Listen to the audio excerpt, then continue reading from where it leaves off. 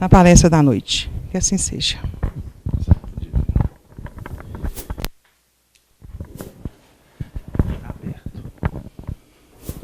Bom, gente,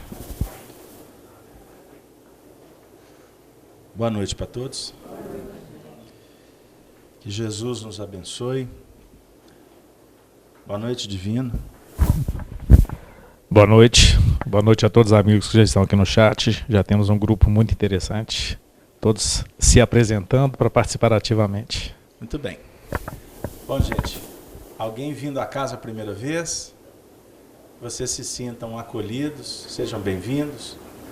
Nós trabalhamos aqui às sextas-feiras com o estudo do Livro dos Espíritos, que é a obra básica da doutrina espírita. Nós aproveitamos também para abraçar a todos os nossos companheiros, além daqueles que o Divino está representando no chat, mas os nossos amigos da FEAC, que nesse momento estão nos acompanhando, seja dos telefones, dos smartphones, né, dos tablets, dos computadores em casa, os amigos que estão acompanhando com imagem, com áudio, porque nós temos a parceria com a Rede Amigo Espírita e também com a Rádio Brasil Espírita de Maceió, com a nossa diretora Cláudia, que está incumbida também de encaminhar as participações via o chat que o Divino vai estar representando.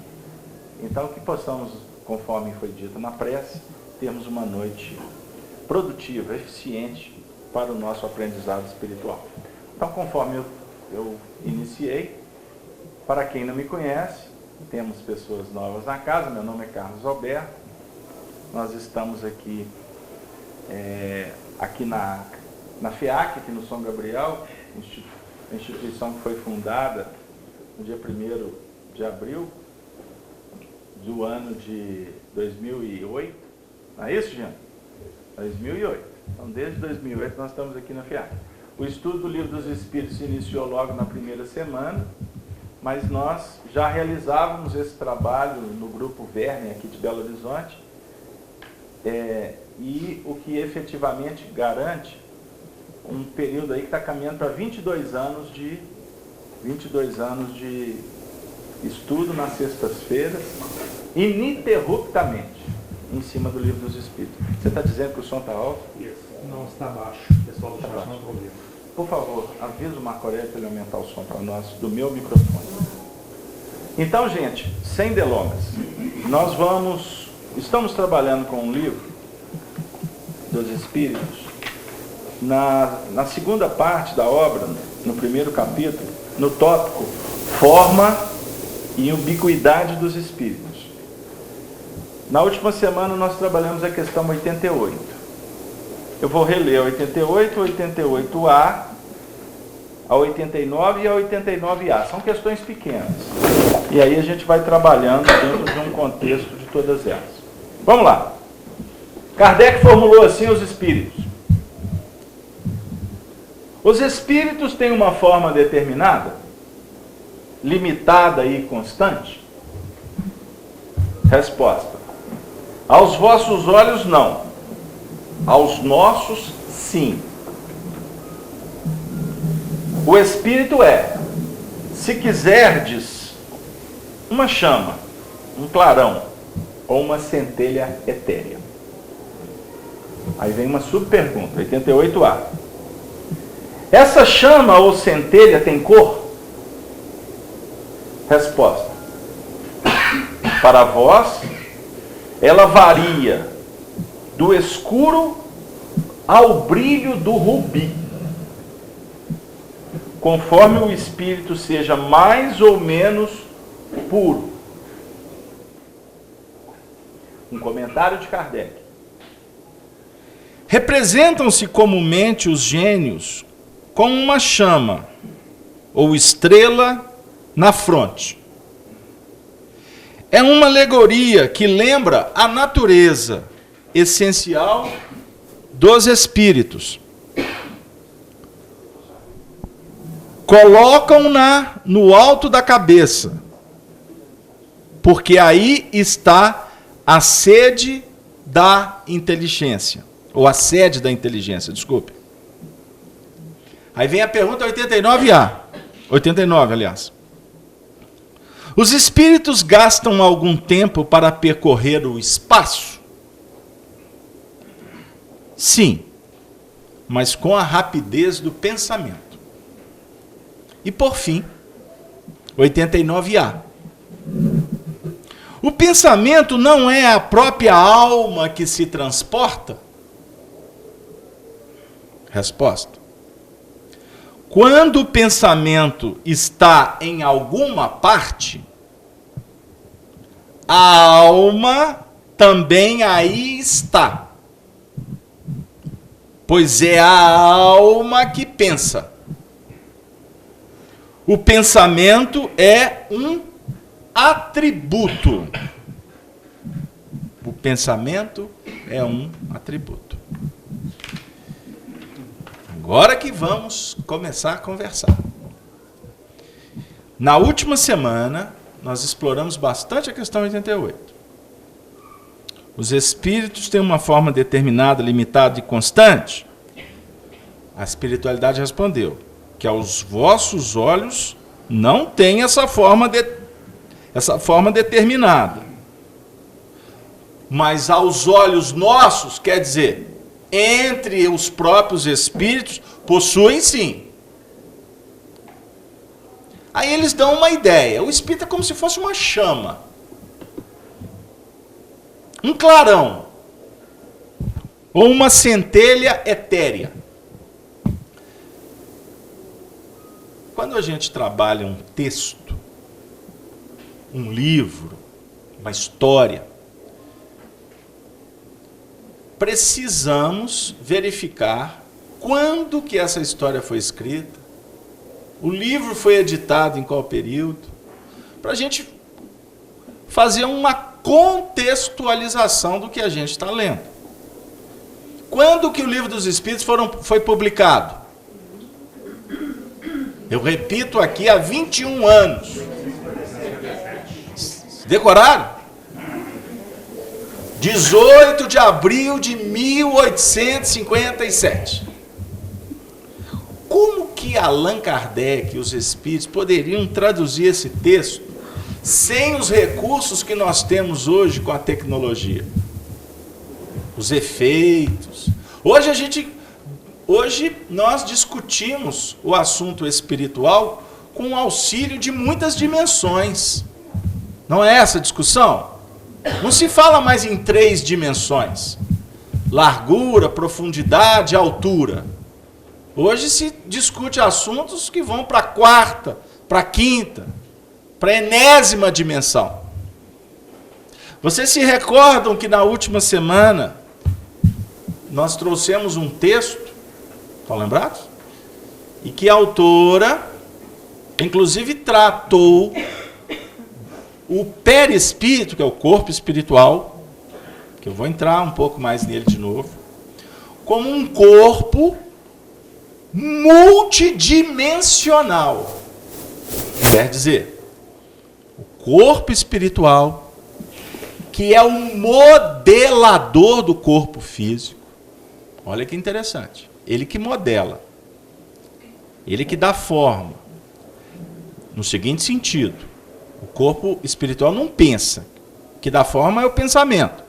Mas o corpo espiritual é todo um contexto de memória. Todas as aquisições do espírito se encontram no perispírito. Então, todas as nossas experiências, desde quando fomos criados por Deus, como princípios inteligentes, num período que não dá para dimensionar, nossa mente não concebe. Mas nós já vivenciamos estágios na própria dinâmica da natureza para chegar na fase hominal. Pensamento contínuo, dotados de livre-arbítrio, com comprometimento no desenvolvimento moral. É diferente de um contexto dos reinos inferiores, da retaguarda. O animal não tem livre-arbítrio no seu sentido pleno, porque o animal não pensa continuamente. Os animais mais próximos do homem possuem pensamentos, fragmentos, ideias relâmpagos. Como André Luiz aborda o assunto,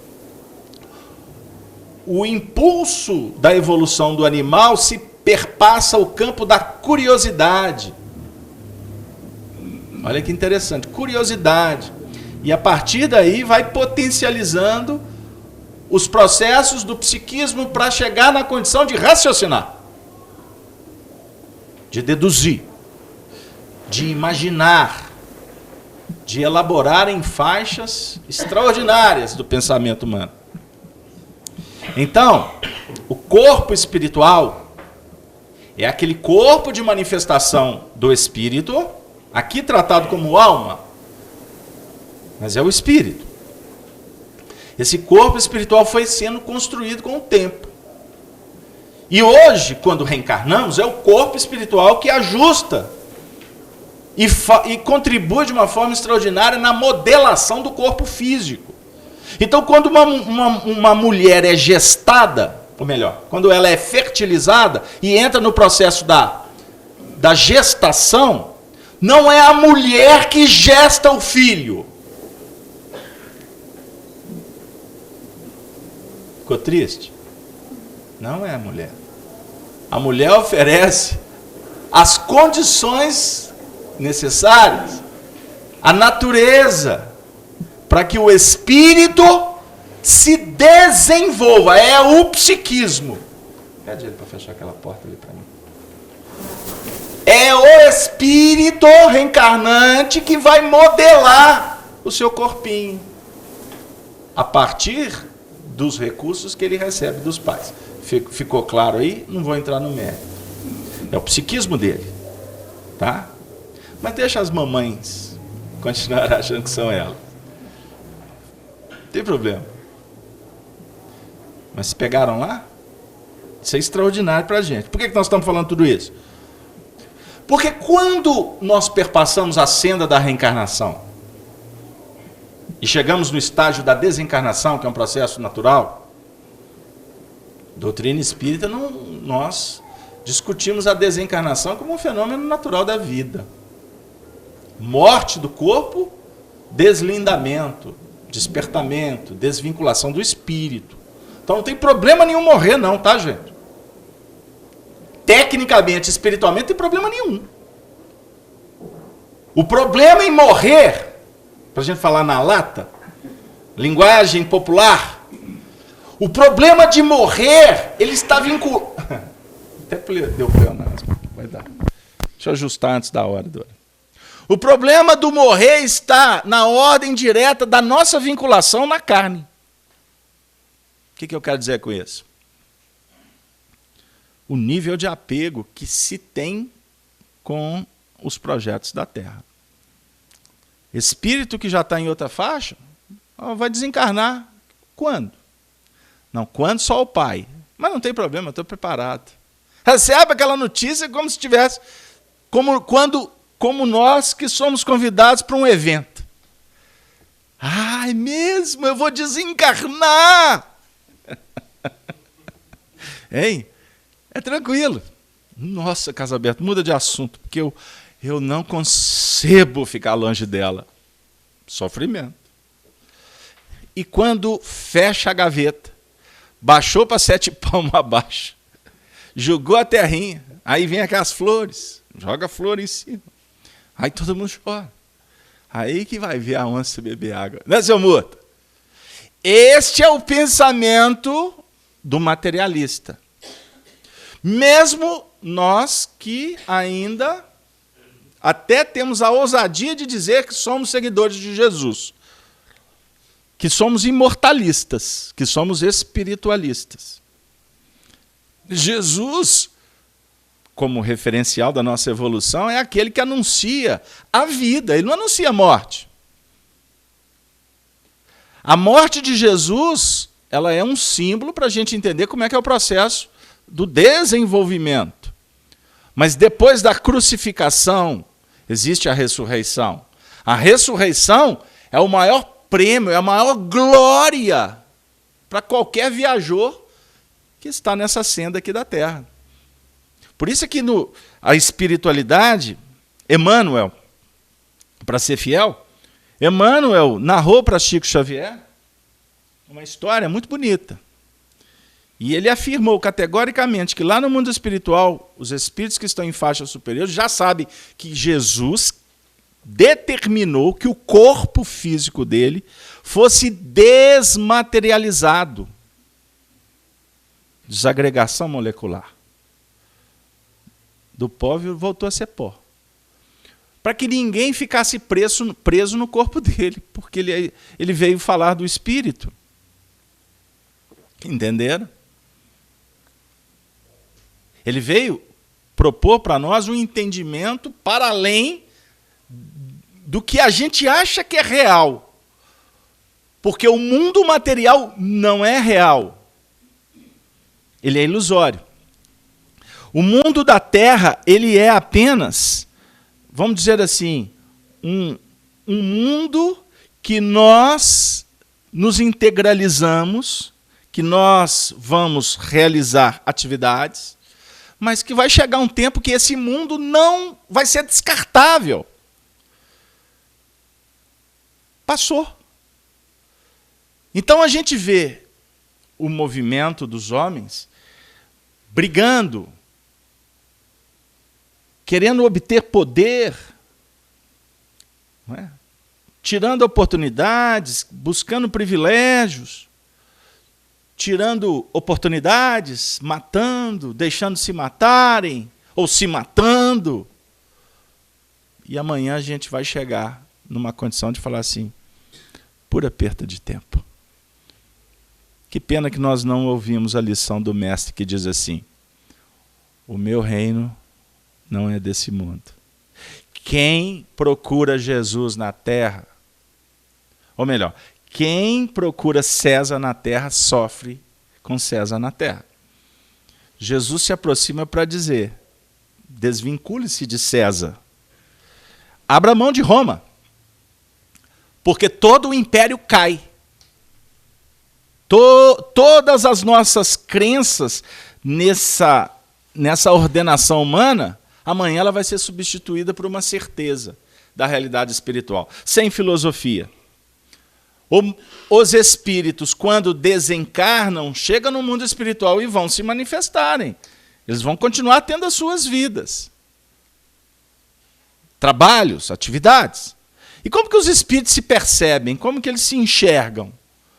Pelos veículos de manifestação no mundo espiritual, que é esse perispírito, esse corpo emblemático, esse corpo espiritual, que modela o corpo físico. Então eu quero dizer o seguinte, que todas as suas raízes, dos seus órgãos, suas células, dos seus sistemas, eles estão vinculados ao corpo espiritual.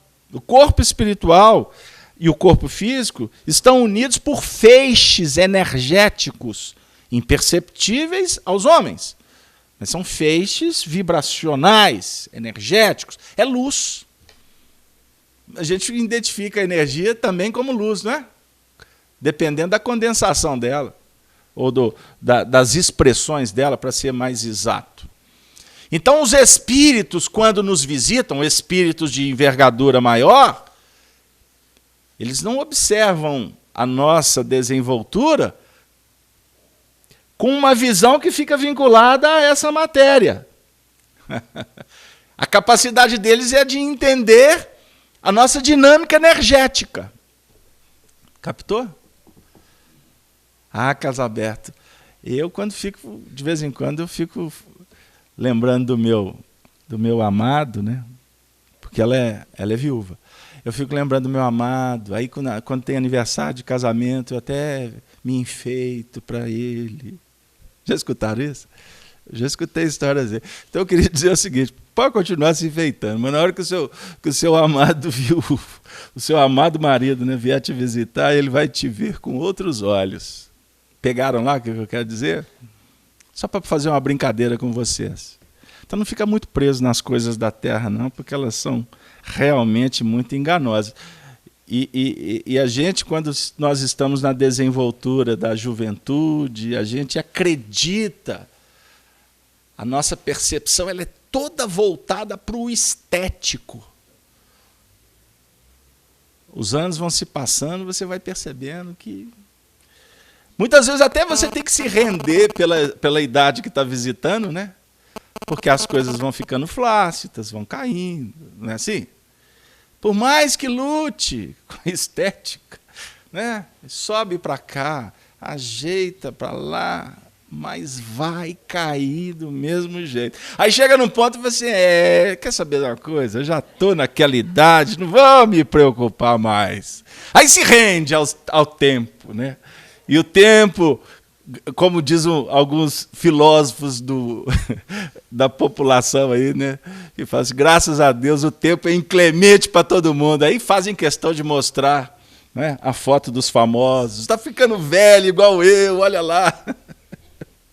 Hein, Dora? Mas eu quero dizer em outras... Isso é só para a gente passear um pouquinho e dar uma risada. Para a gente pensar um pouco mais na essência. Então, quando nós mergulhamos no entendimento do Espírito como uma chama, uma centelha que tem cor... Vamos voltar. Os fenômenos da tecnologia hoje nos favorecem ter uma percepção muito clara do que os Espíritos falaram lá na... Observem bem, no ano de 1857, chama. É chama. Não é? Olha o que a gente vê nos filmes hoje. Não é? Aí, geralmente, a gente faz aquela ideia de ser aquela imagem opaca, né? Aquela coisa de fantasma. Né? Aí vocês assistiram o filme Ghost? Hein, Ghost? Do Outro Lado da Vida?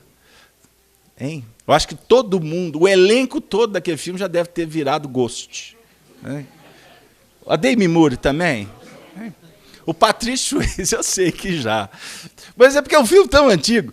Mas é muito interessante porque é um filme extraordinário que mostra um pouco dessa realidade espiritual. Não é? Só que aí tem as fábulas, a gente cria os mitos. Antigamente falava em fantasma, você já logo pensava, alma penada.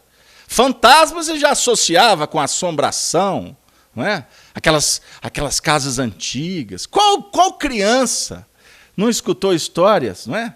De assombração, não é? De alma penada de madrugada, correntes arrastando nas fazendas mineiras, porque eram muitos escravos, e aí aquelas invenções todas. Embora a gente sabe que a influência dos espíritos é um fator natural, mas se associava muito à questão, às crendices que imputavam dificuldades, medo, pela própria... E a ignorância favorecia para tal. Hoje você conversa com os meninos sobre espíritos, está arriscado, eles falam assim, espírito está por aqui, nos visita o tempo todo, passa pela parede. Já viu falar? Espírito passa pela parede. Passa. E tem espírito que pinta a parede, pinta o set, mas tem espírito também que não passa pela parede. Já viram falar isso também? Tem espírito que a porta fechada é empecilho para ele. Ou seja, a dinâmica que o espírito vive, ela é de acordo com a sua capacidade de expressão do pensamento. A dinâmica do seu sentimento. Então tem espírito que é tão materializado, é tão apegado às coisas da terra, que quando desencarna, a porta fechada para ele realmente é impedimento. Agora, um espírito que está numa outra dinâmica, o que é a porta?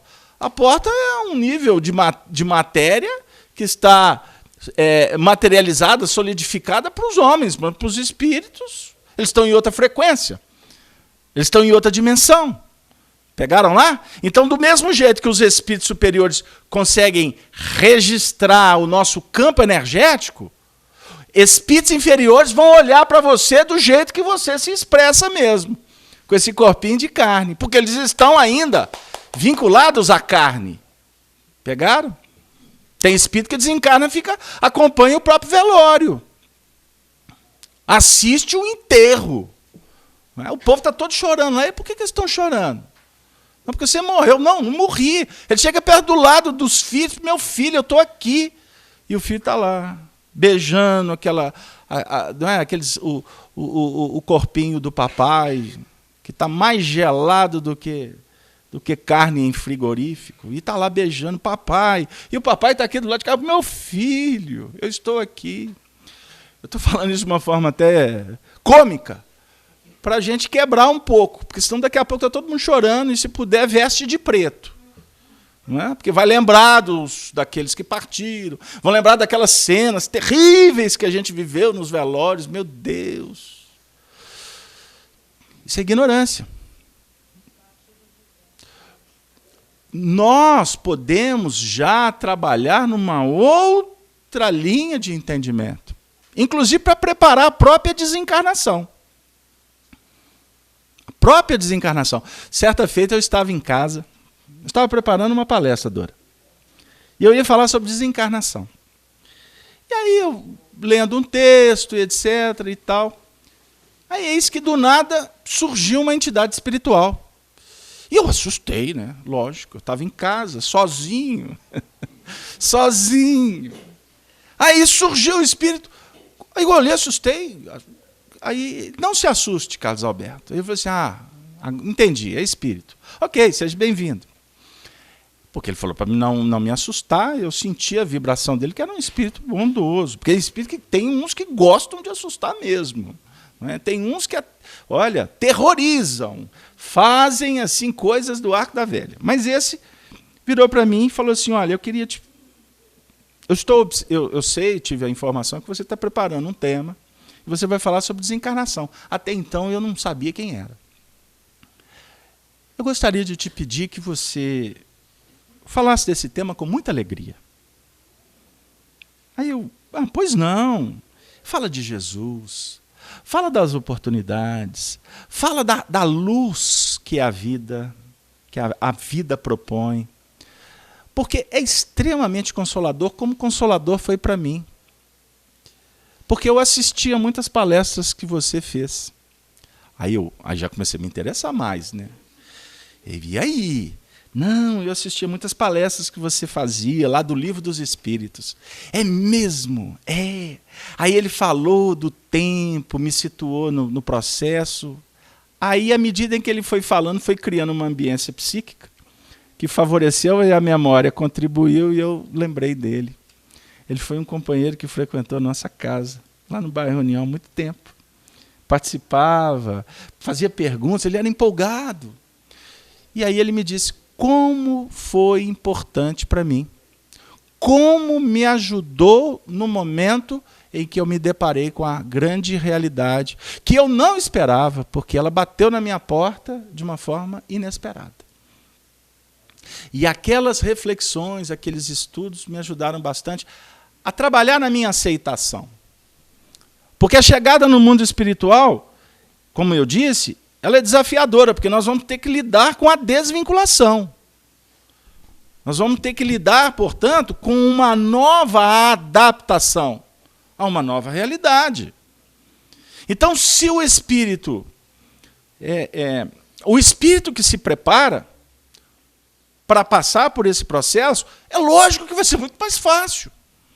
Agora, não é a preparação só cognitiva, só está tendo informação e ponto final. É ter a informação e procurar fazer com que esta informação nos auxilie na verdadeira preparação. Explica melhor. Preparar para desencarnar não é só ler o Livro dos Espíritos, ficar sabendo que tem vida do outro lado e ponto final. Preparar para desencarnar é preparar para ter uma vida melhor. Porque tem muitos que querem ter a vida melhor depois. Acham que a morte é como se a gente fosse entrar num portal e a partir daí uma mágica, uma transformação instantânea e a gente sai da treva e vai para a luz. Promessa de religiosos que nós estamos acostumados nos milênios que nós já percorremos a senda das religiões, não cabem mais no século XXI. Porque é falácia. É falácia.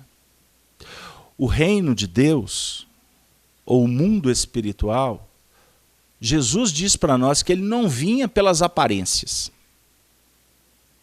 O mundo espiritual é conquista de cada um em nível do coração. Vocês estão se recordando de Jesus? Por exemplo, quando ele foi ensinar os discípulos a orar, ele falava assim, quando for orar, entra para dentro do mundo íntimo, fecha as portas. Quer dizer, desvincule lá de fora, entra para dentro. O quarto, entra para o seu quarto. É o quarto da intimidade. Prece é você com Deus.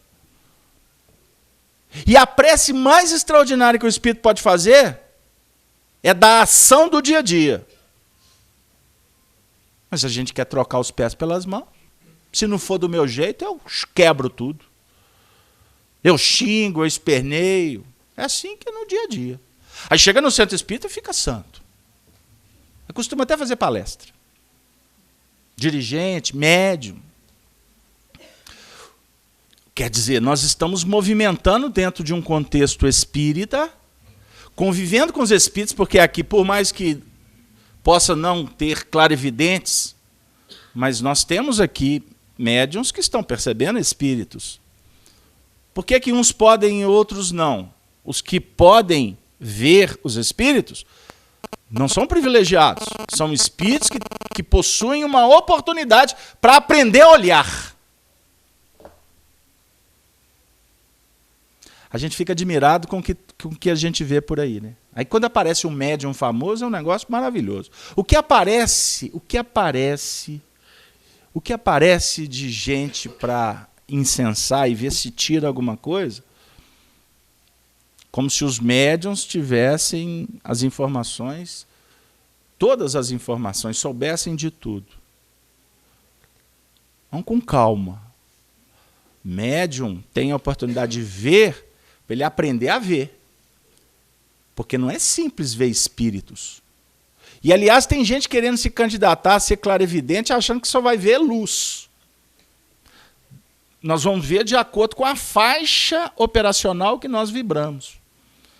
Então, se eu estou vibrando ainda na faixa do egoísmo, na faixa da intolerância, da arrogância, quais são os espíritos que nós podemos esperar ver? Francisco de Assis? Espíritos de envergadura? Não, nós vamos ver os nossos comparsas, os nossos pares. Porque, de acordo com o que nós sentimos e pensamos, nós atraímos. Aprender a ver, que a gente quer definir aqui, é aprender a ver com Jesus. Ou seja, para que você está ouvindo tudo isso? Por que você veio aqui? Por que você entrou aqui hoje? Eu escutei. Não sei identificar quem, porque eu estava lá dentro. Alguém dizendo assim, não sabia que aqui é um centro espírita. Eu vim aqui, vi a porta aberta, que legal, um centro espírita. Eu não sei quem é, tá? Então não vou nem olhar, porque você vai achar que eu estou falando alguma coisa direcionada. Mas eu quero dizer o seguinte, quem falou isso está na mesma situação minha. Eu não vim aqui hoje por acaso. Eu não entrei aqui de graça. Alguma coisa me trouxe aqui. E como a casa é uma casa cristã, eu agora vou reformular a minha frase. Não foi alguma coisa. Foi a providência divina que me ofereceu uma oportunidade. Eu poderia estar na festa, poderia estar por aí batendo papo, falando de futebol, de novela, falando aí da política, porque aí tem assunto, viu? Todo dia tem uma novidade.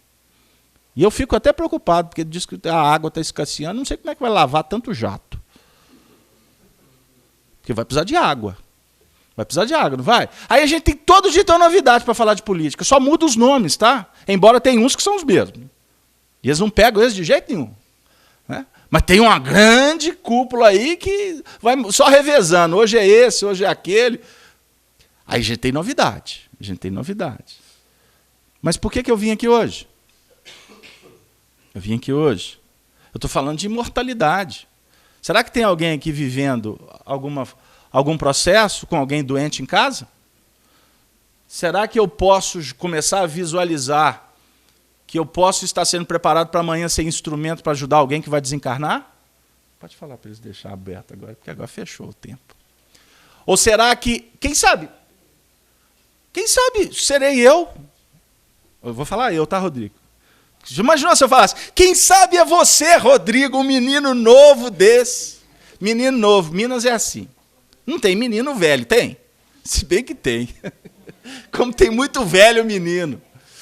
Né? Mas eu vou falar para o Rodrigo aqui, sei lá se a esposa dele está assistindo, ela vai proibir o Rodrigo de voltar. Ela assim, olha, você vai num lugar para receber bênçãos e você recebe a maldição, eles estão querendo te matar, me fazer viúva, Rodrigo, não volte lá. Hein, Rodrigo? Então eu vou falar Rodrigo. Rodrigo, você pode estar assistindo o último estudo, graças a Deus, de Casalberto. Porque eu posso desencarar, não posso? Não é fato? Hein, Brás? O Brás gostou, olha lá. Será? O Brás não está vibrando para me desencarnar, não, tá? Gente, aí, tá vendo? Olha que apoio! Olha o apoio manifesto. Não se preocupe, porque realmente você vai desencarnar. É lógico que vou. Olha, o americano diz que 2 coisas certas que o americano vai passar depois que ele nasce. O americano fala.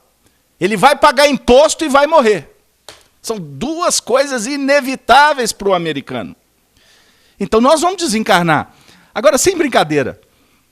Não é para a gente ficar preocupado, mas é para a gente ficar atento. Pegou lá, dona Eustáquia? O que eu estou fazendo para mudar isso? O quê? Mudar a desencarnação? Não.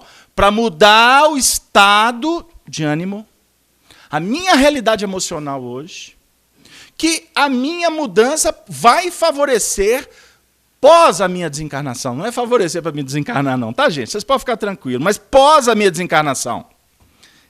Essa chama ou centelha tem cor, Dora? Para vós, ela varia do escuro ao brilho do rubi, conforme o espírito seja mais ou menos puro. Então é o seguinte. Do escuro ao brilho do rubi. Que cor que é cor de rubi? É cor de rubi, né? Vermelho, não é? É vermelho? É? Uma cor que vai para o vinho, né? Aí a gente pode falar da violeta, a gente pode falar do roxo, do amarelo, das cores. Isso em 1857. No início do século XX, um casal de nome russo, casal Kirlian, fotógrafos, descobriram uma maneira de fotografar a aura dos seres. Não é? Através de uma fotografia com infravermelho, você consegue identificar o campo energético, que é dado o nome para ele de aura. Não é? O campo energético. Experiências extraordinárias foram feitas. Eu gosto muito de contar a história da experiência com uma folha. Fotografaram uma folha, não é de papel, não, uma folha de uma planta, não é? Uma folha. Depois tiveram uma intuição lá, cortaram a mesma folha e bateram outra foto. O campo energético é o mesmo. A definir que, embora tenha sido cortada uma parte, a estrutura energética mantinha-se. Aí depois fizeram uma experiência com o corpo humano, com pessoas. Chegaram a fotografar uma pessoa antes, isso aí com o passar do tempo, né? Não foram eles, os Kirlian, mas uma pessoa que iria ter um membro amputado. Tiraram registros antes da amputação. E depois da amputação, o campo energético se mantinha. Qual que é o campo energético que nós estamos falando? A planta não tem perispírito, não, tá? Porque o perispírito, na sua exuberância, é como um homem. Mas as suas expressões, vamos chamar de espirituais. Pegaram lá? Por isso que? Achei que a planta não tinha esse campo energético depois que você tirasse.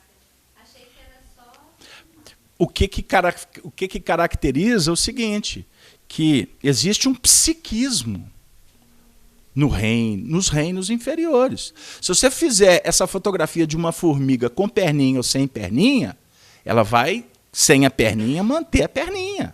Porque o psiquismo dela mantém a forma. O que eu quero dizer com isso? Ou melhor, o que nós podemos deduzir com isso? Que quando morre o corpo, se tirar a chapa, você vai registrar o campo energético do espírito. O corpo vai para... Eu não falei? O corpo, a gaveta fecha, desce, 7 palmos, aquela história toda, fica todo mundo chorando.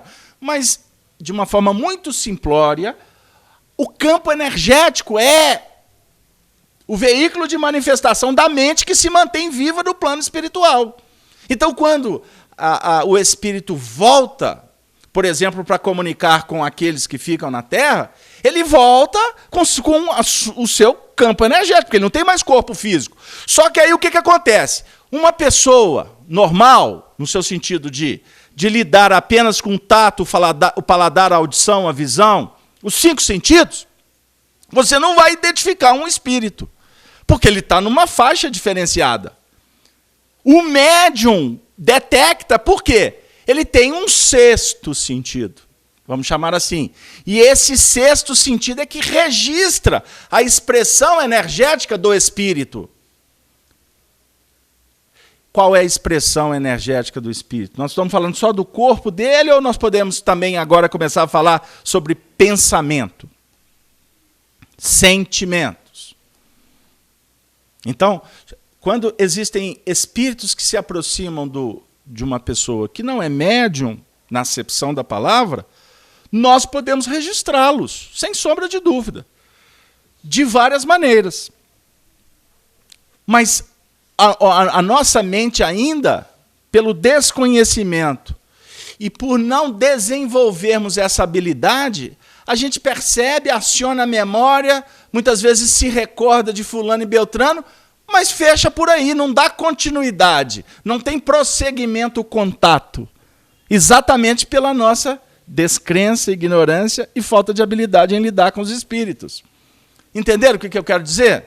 É muito comum a gente receber visitas espirituais que chegam até nos comover.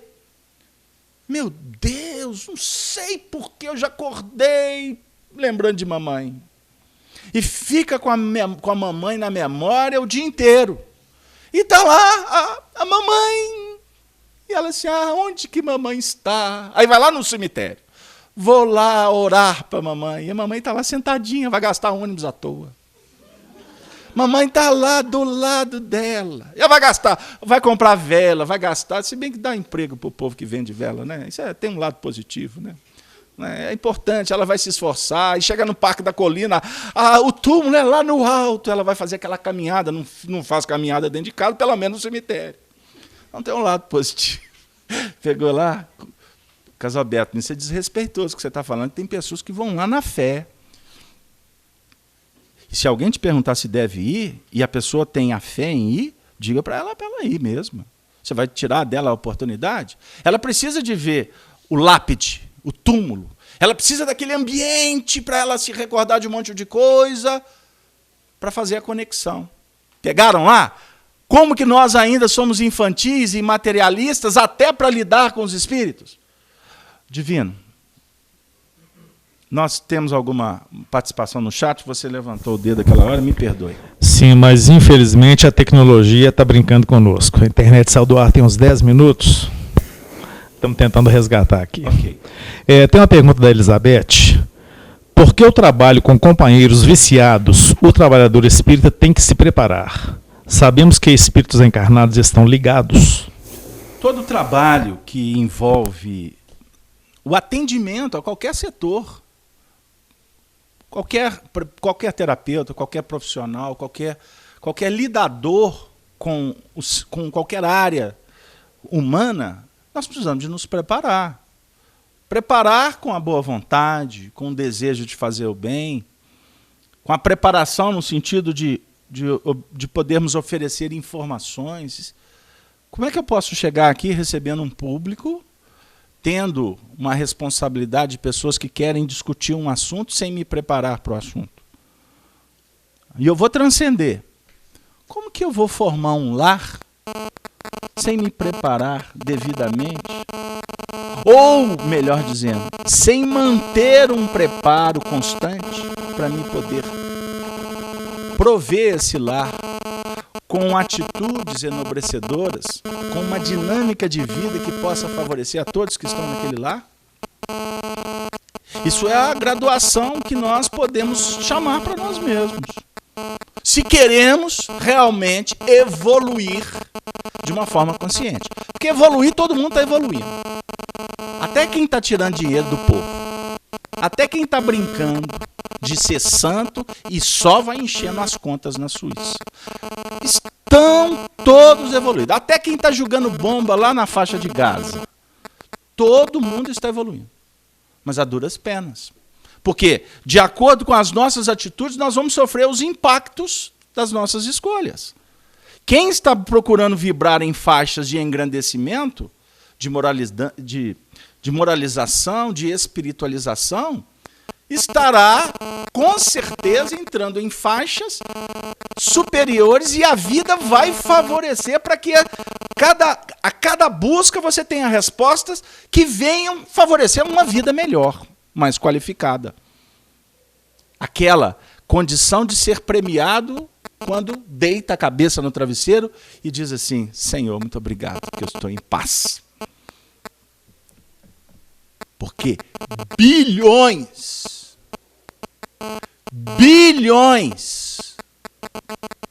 de seres humanos não conseguem deitar a cabeça em paz no travesseiro. Bilhões. Não estou falando de meia dúzia. Porque grande parte, para não dizer a grande maioria da população planetária ainda, estamos debaixo dos impactos naturais de uma evolução muito primitiva. Embora com tantos recursos que favorecem as informações e uma vida no plano físico mais, vamos dizer assim, mais adequada, embora a gente não valorize isso. Hein, senhor Murta? Precisa de você caminhar muito, não. Vai para 80 anos atrás. Como é que era a vida aí na sociedade? Eu conversava com um nosso amigo aqui antes de iniciar a jornada. Ele falou assim: pois é, né? Quem poderia imaginar há 30 anos atrás, a gente estava falando de tecnologia. Quando a gente lidava com os computadores, o sistema operacional era DOS. Né? Computador que eu trabalhei muito tempo com ele era o tamanho de uma mesa praticamente. Tamanho de uma televisão de 30 polegadas. Era um computador que armazenava uma coisa que qualquer telefonezinho aí, dos mais simplesinhos. Né? Como é que você fazia antes?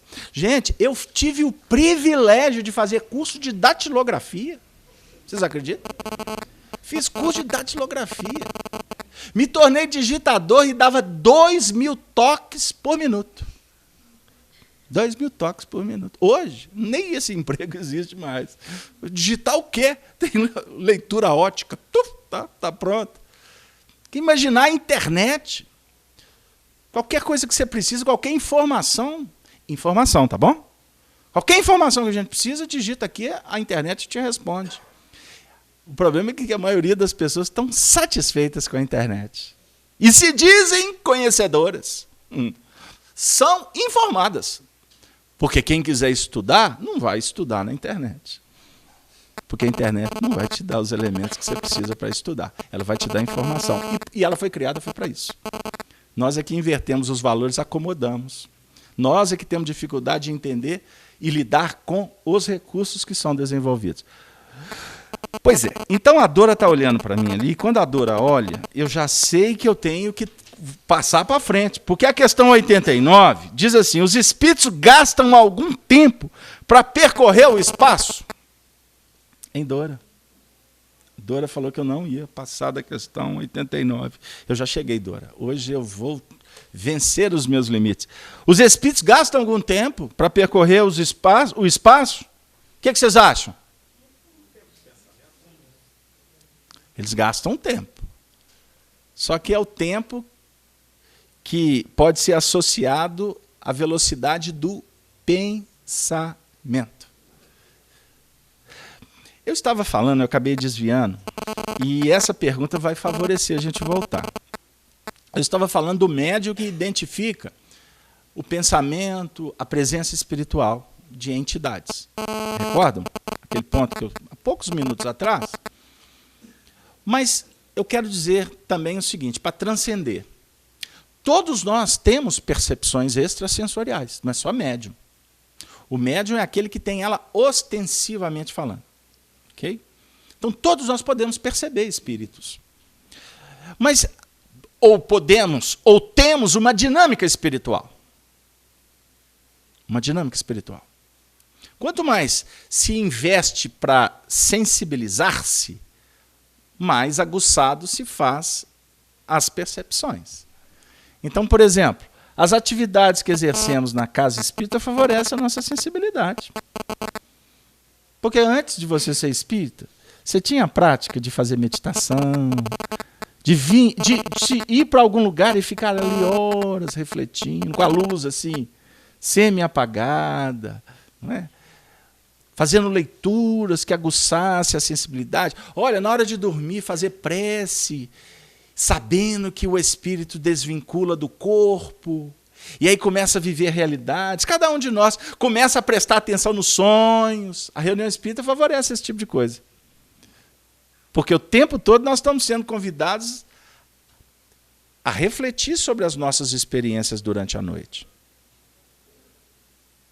Como que estão os seus sonhos? Como é que está essa dinâmica?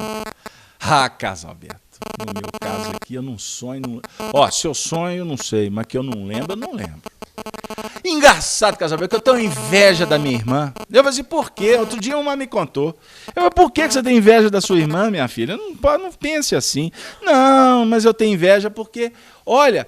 Você sabe que ela todo dia me conta de manhã que os sonhos dela são coloridos. Os meus é mal preto e branco. Você tem inveja dos sonhos coloridos da sua irmã? Ah, entendi. Aí nós vamos dialogar. E eu falei, não pense assim.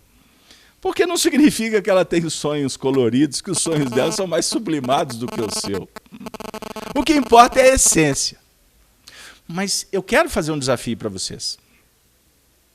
Comece a prestar atenção em como está a dinâmica das noites. Como que você está se preparando? Você se prepara, aliás? Dora, a Dora eu sei que se prepara. E ela puxa minha orelha, Casalberto, você precisa fazer mais prece antes de dormir, não é, Dora? Dora, você sentar no lugar da Soninha é mó fria. Você fica longe lá e eu só falo das questões, mas você sentou do meu lado. Hein, Dora? A gente tem que se preparar. Ah, Carlos Alberto, eu preparo. Eu não consigo dormir sem ver. Com a televisão desligada. E quando eu falo isso, tem gente. Sempre, não se preocupe, eu não estou assustado. Porque toda vez que eu toco no assunto, sempre tem manifestações mediúnicas na plateia. Porque sempre alguém vai vestir a carapuça. Eu não consigo. Já o outro, se ligar a televisão, ele não dorme. Mas tem adolescente que se não ligar o headphone... headphone não é mais não, né? Mudou, né? Você lembra do headphone? Hein? Walkman, hein? Ah, outro dia eu estava assistindo. Depois de, comemoração de Volta para o Futuro. De Volta para o Futuro. Aí o McFly liga um Walkman, né? Com uma fita cassete com a música do Van Halen e coloca para falar que ele era um alienígena. Olha o que os alienígenas fazem. Aí eu estava lembrando, olha para você ver como é que as coisas, né, o tempo vai passando, né? E a gente vai ficando para trás, o Rodrigo tem que fazer um upgrade. Então, observe bem que interessante como que as coisas vão acontecendo e a gente vai se perdendo no mecanismo da evolução. Pegou lá? Então, por que a gente está falando sobre isso? Porque dentro das percepções espirituais que nós temos, nós não registramos apenas os desencarnados. Você registra as vibrações dos encarnados também. Porque nós temos o nosso campo energético. Esse campo energético é mantido pelo nosso sentimento e pelos nossos pensamentos. Olha o que o André Luiz... Eu separei aqui um texto muito legal.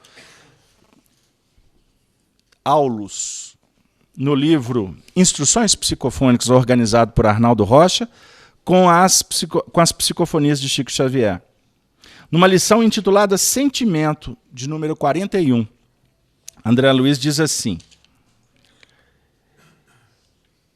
em nossas relações com o Senhor, com os nossos semelhantes, com a vida e com a natureza, é importante lembrar que a nossa própria alma produz os modelos sutis que nos orientam nas atividades de cada dia.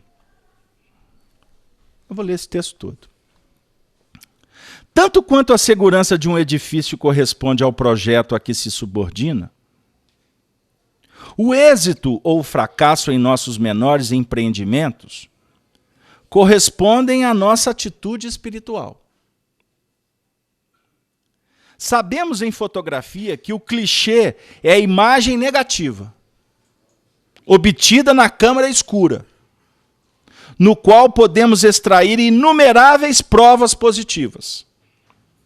Assim também o pensamento é a matriz que compomos na intimidade do ser, com o qual é possível criar infinitas manifestações de nossa intimidade ou individualidade. Mas a formação do clichê depende da película sensível, que em nosso caso é o sentimento, antecedendo-nos toda e qualquer elaboração de ordem mental. É imprescindível dessa forma melhorar sempre e cada vez mais as nossas aquisições de fraternidade, entendimento e simpatia. Por quê? A estrela é conhecida pela luz, que desprende de si mesma. A presença da flor é denunciada pelo perfume que lhe é característico. A criatura é identificada pelas irradiações que projeta. Sorvemos ideia. O que é sorver, Dora?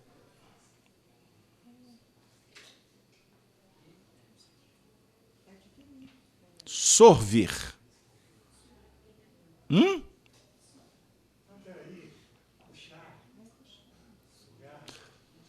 Você sorveu um líquido.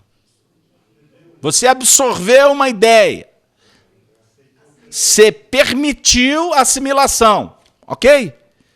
Então, Aulus está dizendo, sorvemos ideias, assimilamos ideias e exteriorizamos ideias todos os dias. É imperioso assim em nosso intercâmbio uns para com os outros observar os nossos estados sentimentais nas bases das nossas reflexões e raciocínios, como origens de nossa vitória ou de nossa derrota no campo de luta vulgar. Ilustrando-nos a conceituação despretensiosa, evoquemos a natureza para simbolizar alguns dos nossos sentimentos e clarear, tanto quanto possível, a lição que a experiência nos oferece. O ódio é comparado à hiena. O ódio é comparado à hiena, espalhando terror e morte. Lembra que eu contei da menina que tinha inveja da outra? Olha o que a inveja faz. O que ela representa. A inveja é semelhante à serpente que rasteja, emitindo raios de venenoso magnetismo. Isso não tem nada a ver com vocês, quer ver? O ciúme. Tem alguém que é ciumento? Graças a Deus, não é? Como que a reunião espírita ajuda, não é verdade? O ciúme. Roberto Carlos escreveu uma música. Ciúme de você. O ciúme parece um lobo famulento, estendendo aflição e desconfiança. Olha o que o ciúme projeta. Desconfiança e aflição ele espalha. A agressividade assemelha-se ao ouriço, arremessando espinhos na direção daqueles que lhe respiram a presença. Agora todo mundo vai gostar. E o amor? E o amor? Será que a gente pode arriscar aqui um fenômeno da natureza que represente o amor?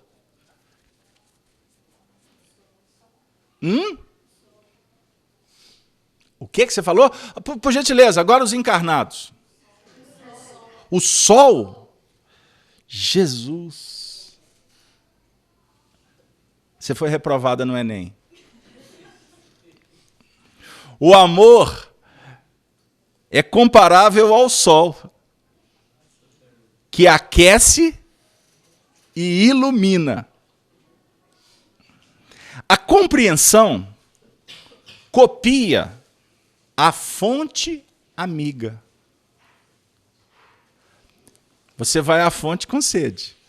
A fonte vai te oferecer a água para resolver a nossa sede, não é? Nos atender. É um ato de compreensão. Obviamente que é simbólico. E a tolerância fraterna? É qual árvore que serve e ajuda sempre. A gentileza é irmã da música construtiva. Olha que legal o que o Aulus fez aqui. Ele fez a semelhança aqui da gentileza com a música. Desdobrando consolações e mitigando o infortúnio. Quem canta os males espanta. Não tem uma história assim?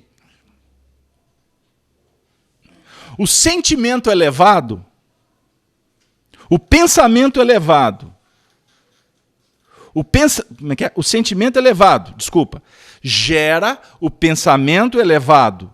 E o pensamento elevado garante a elevação da existência. Sintamos bem, para bem refletir, assegurando o bem na estrada que fomos convidados a percorrer. Em verdade, o pensamento é a causa da ação, mas o sentimento é o molde, vibrátil, em que o pensamento e a causa se formam. Sentindo, modelamos a ideia. Pensando, criamos o destino. Olha que bonito. Vou repetir. Sentindo, modela a ideia. Porque a ideia que não tem sentimento, ela não tem vida. Ela não tem uma modelação que liberta, que faça bem. Pegaram lá? E pensando, cria o destino. Lembra que eu falei que grande parte da humanidade está sofrendo os impactos? Nós estamos dentro de uma dinâmica, de um destino que foi construído ontem. O que é o ontem? Alguns minutos atrás? Anos, décadas ou encarnações passadas? Isso é para a gente pensar. Então, quando a gente costuma dizer assim, até de uma forma... Porque brasileiro sempre encontra uma maneira alegre de falar da tragédia, não é verdade? A gente somos espíritos que sofremos tanto, que fizemos tanta bobagem, que nós pedimos para Jesus, deixa a gente reencarnar no Brasil, por favor, Senhor. Pode, já sei, Jesus, tudo bem. Então não precisa nem de falar. Ok. Vai ter samba, vai ter futebol, vai ter sol, vai ter 8.000 quilômetros de praia, vai ter fazendas, vai ter um lugar maravilhoso, pessoas de todo lugar, mas, já sei, Jesus, já sei, vai ser tudo muito confuso. Né? As coisas vão acabar em pizza, não é, Senhor? A gente rasga a Constituição, as coisas viram, né? se discute para não fazer nada. Aí vem as eleições, passeata de um lado, tira, põe, deixa o Zé Pereira entrar. Vocês lembram disso? É um tal de tira, põe, governantes. Né? Aí quem sai vira adversário, aí faz quebradeira, aí quem entra já não sabe quanto tempo que vai ficar, porque é complicado, porque ninguém ajuda. Ninguém ajuda. A gente sabe, Senhor Jesus, que o brasileiro não cumpre horário, que o brasileiro, olha, aquela história de ordem e progresso, é só para ficar na bandeira tremulando. Senhor, mas nós vamos consertar o mundo. Porque no Brasil a gente vai ter esperança e a gente vai ter evangelho. Já sei, Jesus, que a gente vai ver a imagem do Senhor, o Cristo Redentor no Rio de Janeiro. De vez em quando a gente vai para a praia e esquece do Senhor, mas eu sei, Senhor, que o Senhor vai estar olhando para a gente. No momento em que eu for assaltado, no momento em que a vida trouxer dificuldades, eu vou olhar para o Senhor Jesus e vou pedir perdão.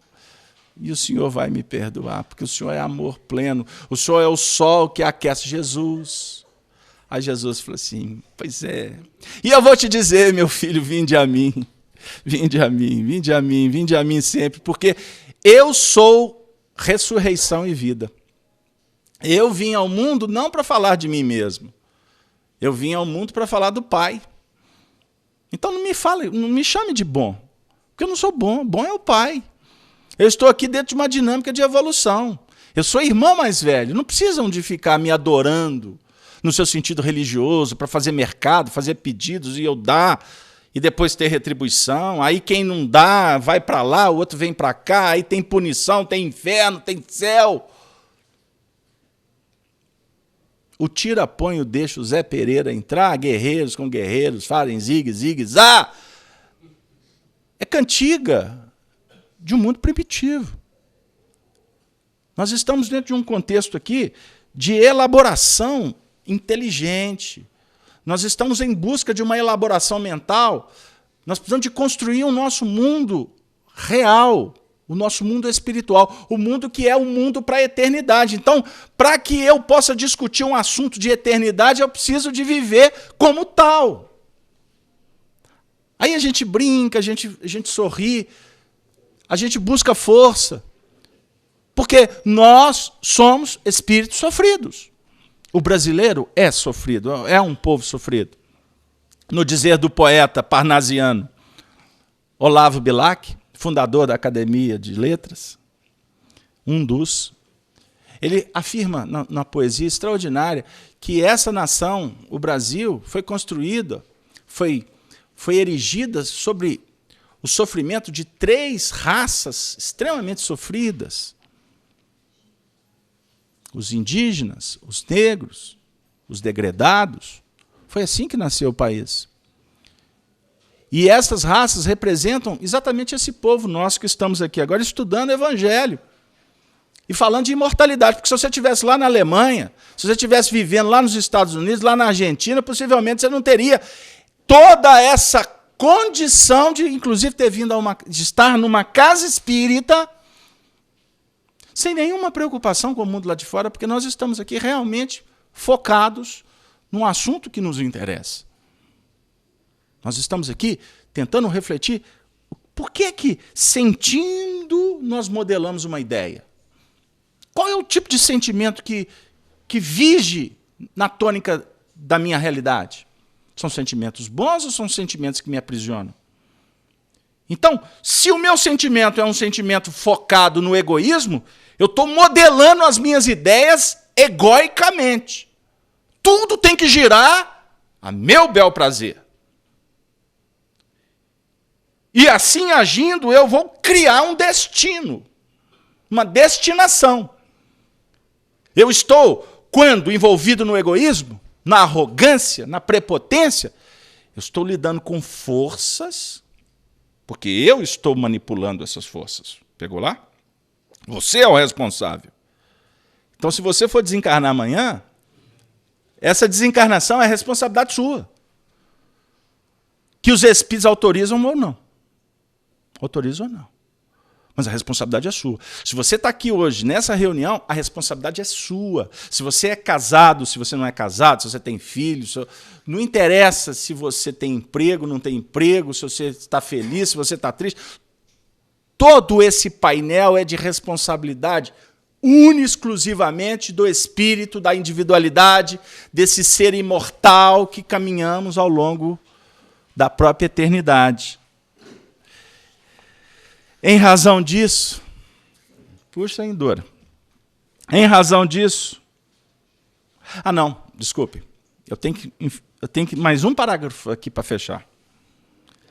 Atendamos, portanto, à higiene mental. Entretanto, não nos esqueçamos de que a casa, por mais brilhante e por mais limpa, não viverá feliz sem alimento. Puxa vida. Isso é extraordinário. A casa, quer que repete? Nós temos que preocupar com a higiene mental.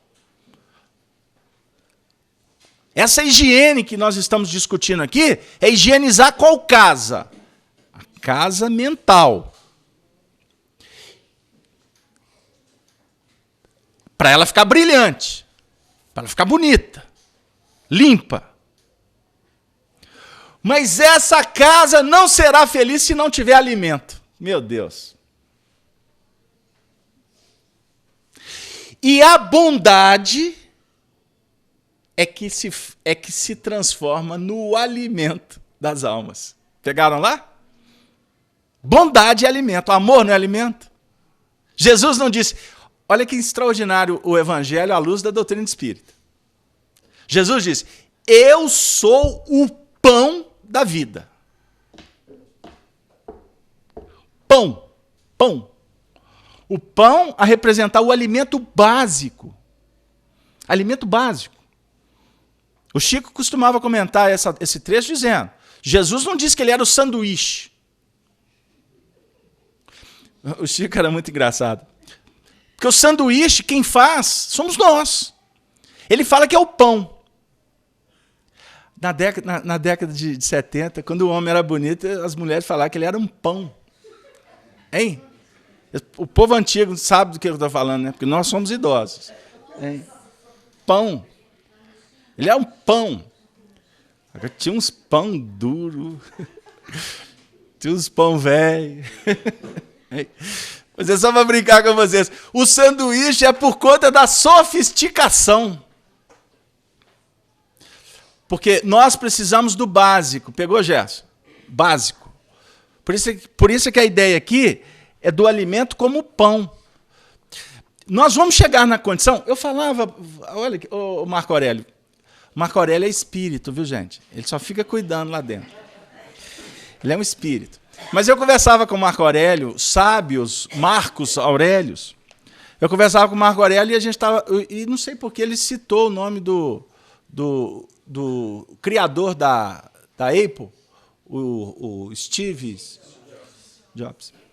Vocês viram o depoimento dele um pouco antes dele desencarnar?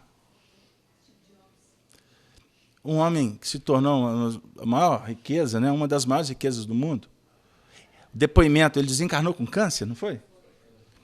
Aí tem um depoimento dele, que ele escreveu uma carta, que é uma carta para se estudar. Entre outras palavras, para que tudo que eu tinha? Para que tudo que eu tenho? Os melhores médicos, os melhores hospitais, mas eu não tenho o dom precioso da vida. Só me resta agora acreditar na outra vida. Coisa que eu nunca me preocupei em acreditar durante o período que eu estive na Terra.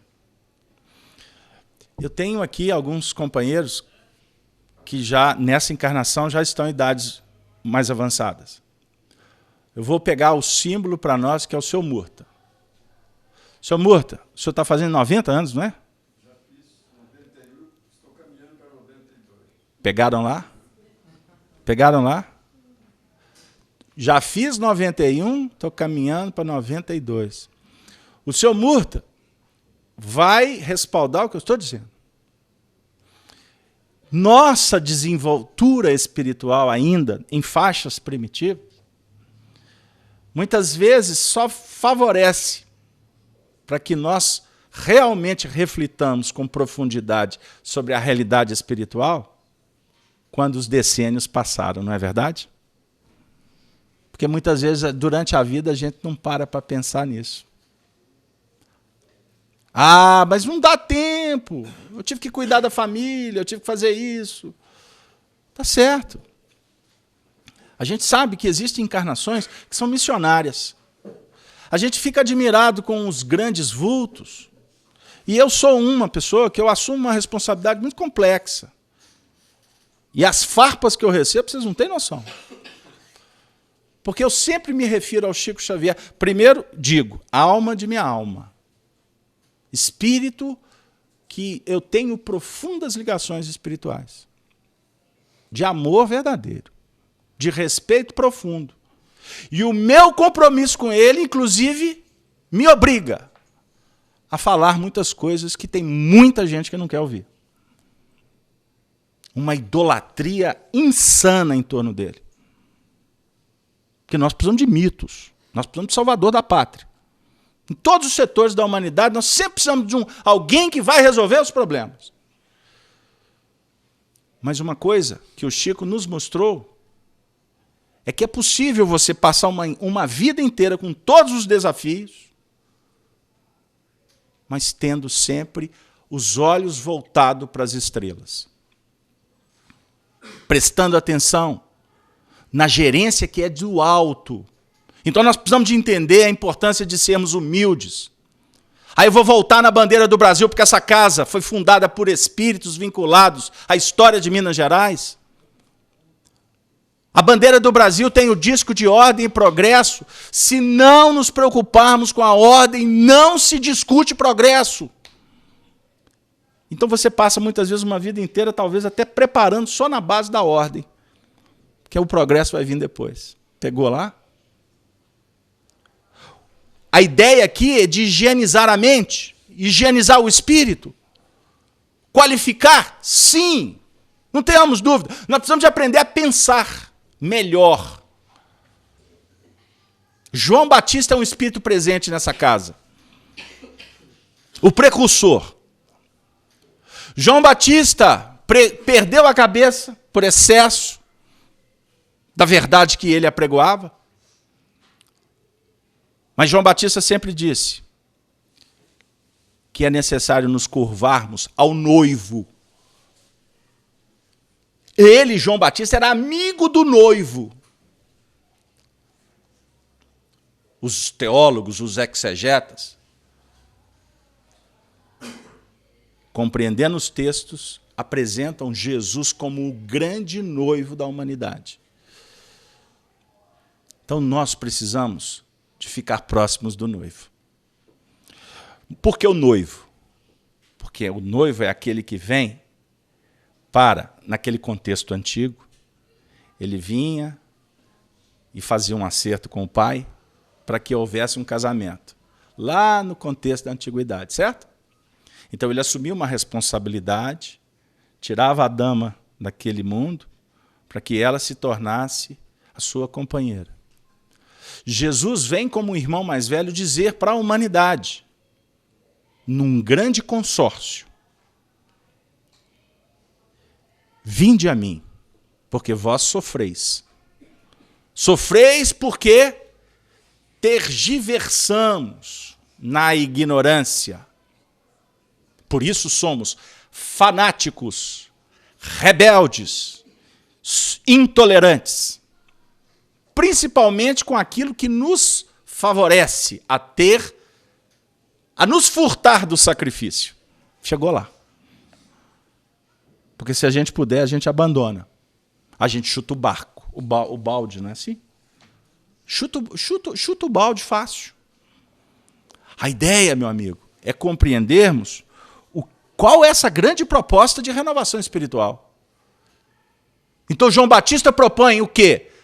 O batismo da água. Jesus, que é o noivo, propõe o batismo do fogo. São símbolos. A água é para limpar essa casa. A água é renovação, a água é reencarnação, mudança, abrir o coração para novas ideias, está sempre dizendo, Senhor, o que queres? Para onde eu vou? Não é eu que quero, eu que defino. Não, é Maria Santíssima dizendo para o anjo, eis aqui a escrava do Senhor, cumpra-se em mim a tua palavra. O que queres que eu faça? Não foi o que Paulo de Tarso falou para Jesus às portas de Damasco, quando viu a materialização de Jesus? O que queres, Senhor? Antes ele disse, ele viu a luz, já que a gente está falando da luz, né? A luz vem para visitar a casa, né? Para a gente entender que tem que acender a luz da casa. Abre as cortinas, tá? Ambiente fechado está caracterizando a doença nossa, a depressão. O encaixotamento egóico. Então abre a porta, deixa o sol entrar. Jesus, ele que perseguiu Ananias, os cristãos, Jesus se apresenta para Saulo nas portas de Damasco, meio-dia. O texto é extraordinário. Vocês conhecem a obra Paulo Estevão? Psicografada por Chico, ditada por Emmanuel, sob a tutela de Paulo e de Estevão, espíritos. Meio-dia, sol a pino. Imagine, naquele deserto na região de Damasco. Surge uma luz, sol a pino, surge uma luz. Quer dizer, o amor aqui representando o sol, o amor aqui é maior do que a luz do sol. O que aconteceu?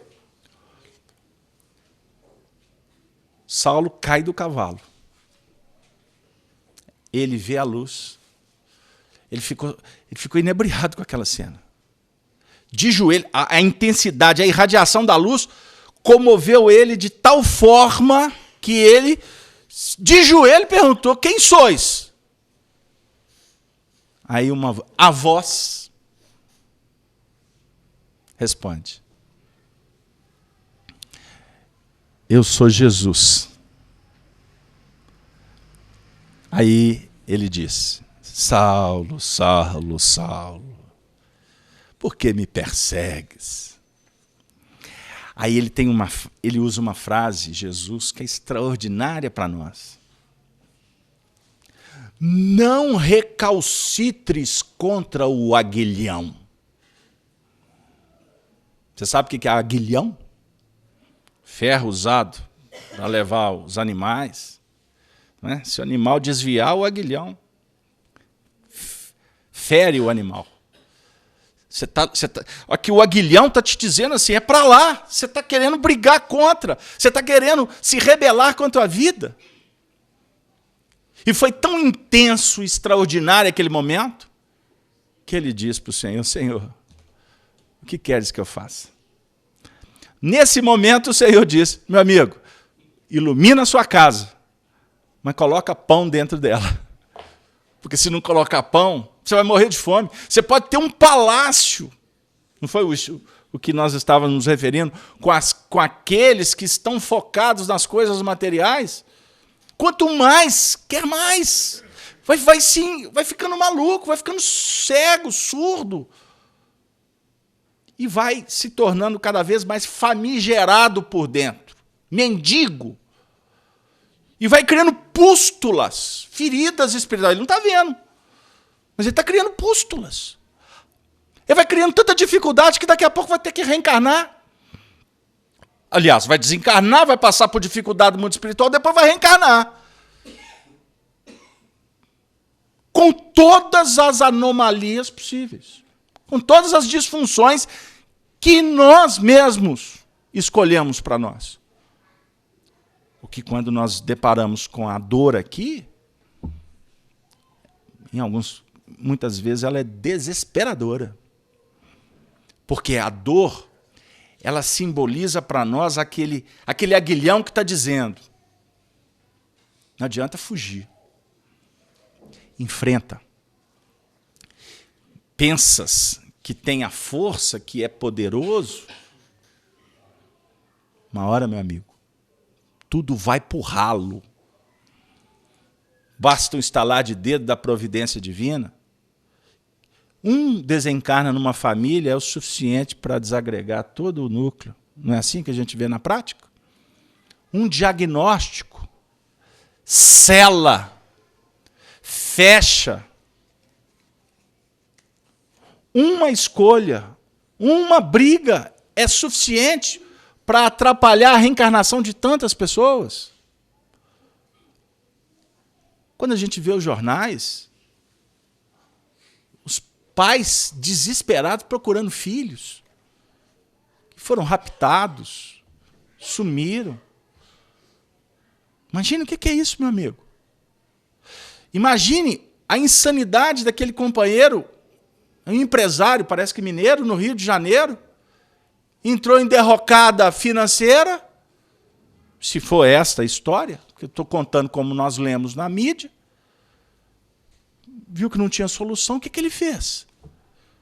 Matou a mulher, jogou duas crianças do 18º andar de um edifício e depois se suicidou. Meus amigos, a gente trabalha, fala sério, nós damos risadas, porque o aprendizado se pauta na alegria. Mas tem momentos que o assunto ele tem que tomar uma gravidade específica. Porque nós não viemos aqui para brincar. E como eu gosto do seu Murta, pegando o exemplo dele, também, porque o símbolo é extraordinário. Será que eu vou ter que esperar chegar com 91 anos para me dar valor, para que eu possa realmente investir no que é importante? Olha aqui, a festa acaba. O tapinha nas costas, daqui a pouco não tem mais. A admiração, ela é mercantilista. As relações na sociedade são utilitaristas. Enquanto você serve, vem cá. Depois que você não tem mais utilidade, descarta como joga fora papel higiênico.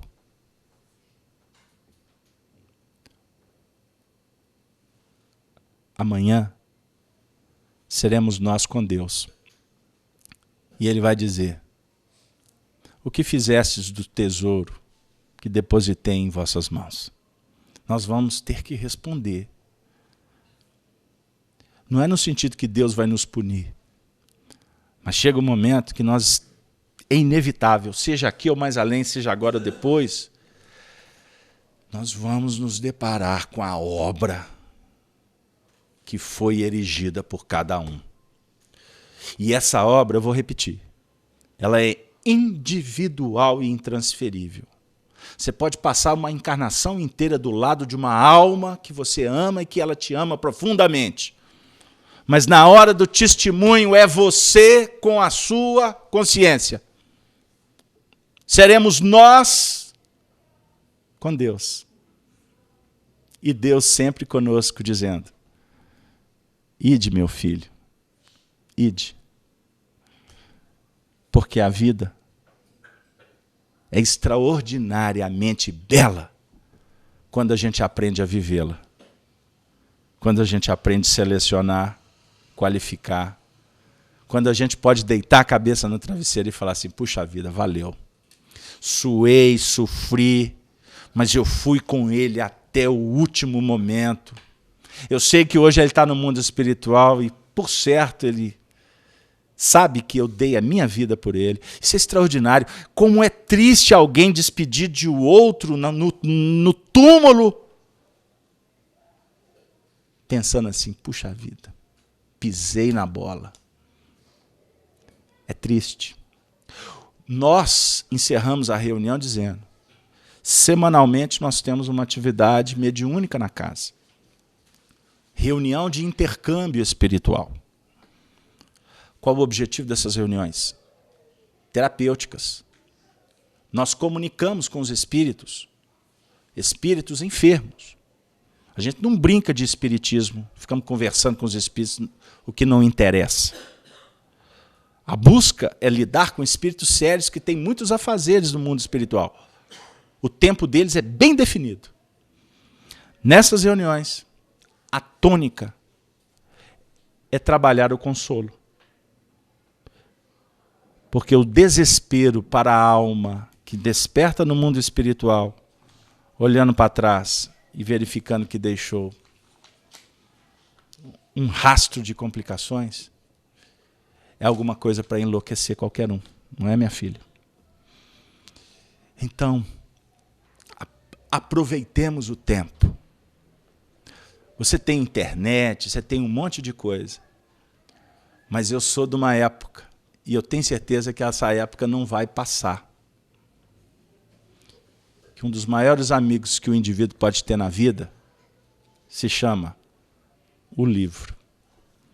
Porque é o livro que vai ajudar a lucificar essa casa. Para que depois a gente realmente possa sentar com um amigo verdadeiro. Não que está dentro de uma caixa, de um livro, de uma mídia. Um amigo verdadeiro que não encontraremos igual no mundo. Porque ele é insubstituível, ele é incomparável. Ele é o verdadeiro pão que o Senhor nos oferece. O nome dele é Jesus.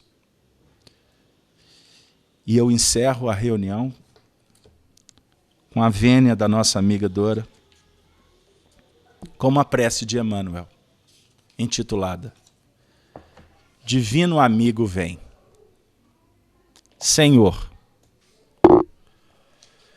Tu que nos destes no tempo, o sábio condutor de nossos destinos, faze-nos entender a bênção dos minutos, a fim de não perdermos o tesouro dos séculos.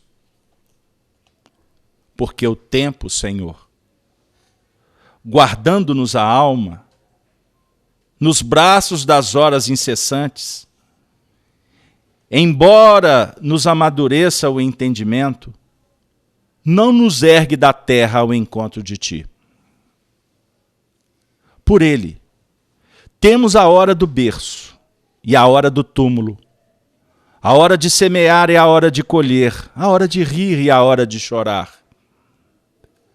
Com ele temos a experiência da dor e da alegria, da ilusão e da realidade, do conforto e da angústia, que nos transformando o raciocínio, não nos altera o coração. É por isso, Senhor, que te rogamos assistência e socorro. Ajuda-nos a cooperar com os dias, para que os dias colaborem conosco. Ensina-nos a buscar, a hora de buscar-te, no respeito aos teus desígnios, no trabalho bem vivido, no estudo de tuas leis, no serviço aos semelhantes, na contemplação de tua grandeza e na ação constante do bem. Livra-nos, Senhor, da inércia, porque sem a tua bênção, a ronda dos milênios é só repetição, prova e monotonia. Divino amigo, vem e ampara-nos a senda, porque sem ti o tempo, embora sendo luz e embora sendo vida, sem que te procuremos, deixar-nos-á clamando nos abismos da sombra, da aflição e da morte. Senhor, divino amigo, vem, porque sem a tua presença, a minha caminhada não tem sentido. Sem o teu amor, a esperança se fará tardia. Divino amigo, vem. Que Jesus possa estar conosco nos lares, aqui representados. Envolva todos os corações que à distância, nesse momento, vibram nessa rede extraordinária chamada fraternidade. E que das Minas Gerais, das montanhas escolhidas pelo Senhor Jesus, possa continuar ecoando o brado dos inconfidentes. Que juntos possamos vibrar nas faixas da liberdade, da igualdade e da fraternidade. Brasil.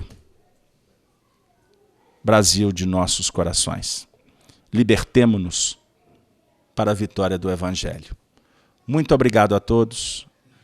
Até a próxima semana. Ave, ave, ave Cristo.